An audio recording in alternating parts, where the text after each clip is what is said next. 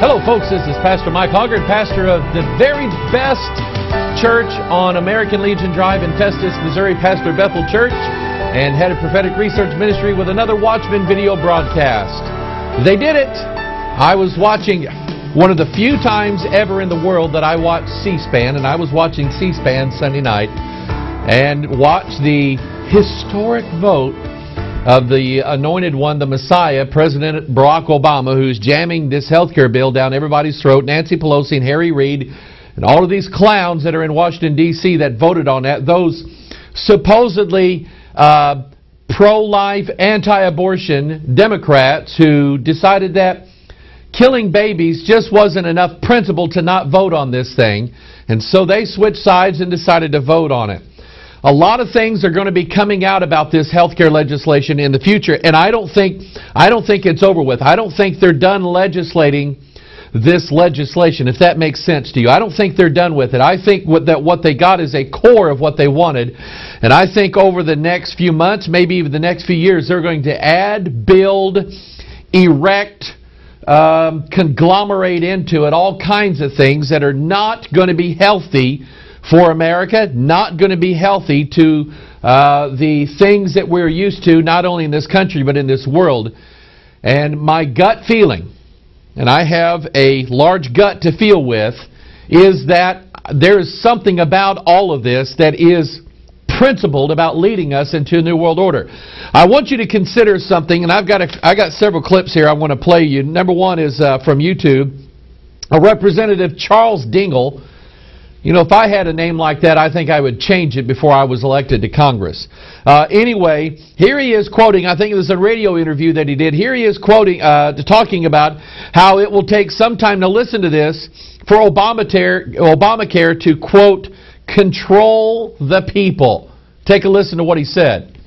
Are we ready to let 72,000 more people die in our country if 18,000 died, or whatever the number is, the figure that anyone comes up with per year because of a lack of health insurance or health care, when this bill doesn't basically take effect until 2014? Paul W., we're not ready to be doing it, but let me remind you, this has been going on for years. We are bringing it to a halt.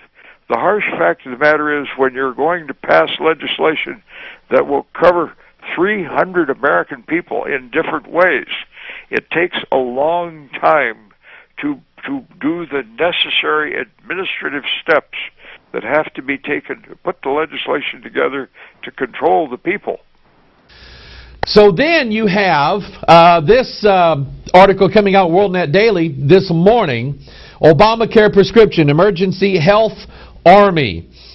Force subject to involuntary calls to active duty during public crisis. President Obama's recently passed health care reform legislation includes a surprise for many Americans. Surprise! A beefing up of a U.S. Public Health Service reserve force and expectations that it respond on short notice to routine public health and emergency response missions, even involuntarily. According to Section 510 of House Resolution 3590, titled Establishing a Ready Reserve Corps, the force must be ready for involuntary calls to active duty during national emergencies and public health crises. The health care legislation adds millions of dollars for recruitment and amends Section 203 of the Public Health Service Act, passed July 1st, 1944, during Franklin D. Roosevelt. Franklin D. Roosevelt was one of the early socialists in our country. Anyway, it's forcing people into involuntary service. The article goes on to say, as first reported by WorldNet Daily during his campaign, Obama called for a civilian national security force on July 2nd, 2008 in Colorado Springs, Colorado. He said, we cannot continue to rely on our military in order to achieve the national security objectives that we've set. That's right, Mr. Obama. I don't think that we can continue to rely on the military, especially here in the shores of our own country. I think it's up to the American citizen, you and I, to not only protect ourselves and our property, but be willing to stand to protect our nation. This is why the people, the responsible people of this country, ought to have and keep and bear arms. I absolutely believe that. So he's right. But his idea is to recruit a national security force. This will be another government-controlled paramilitary branch of the executive branch of the government that will control people when things start getting out of hand. Now, I want you to, we can imagine all kind of scenarios here. But anyway, and I'm going to read some more on this here in a minute. We can imagine all kind of scenarios here, but the bottom line is that we know at some point there is, and just imagine, there is going to be a destabilization in our country. Just imagine now, if you saw the vote Sunday night, you saw that basically the House was divided.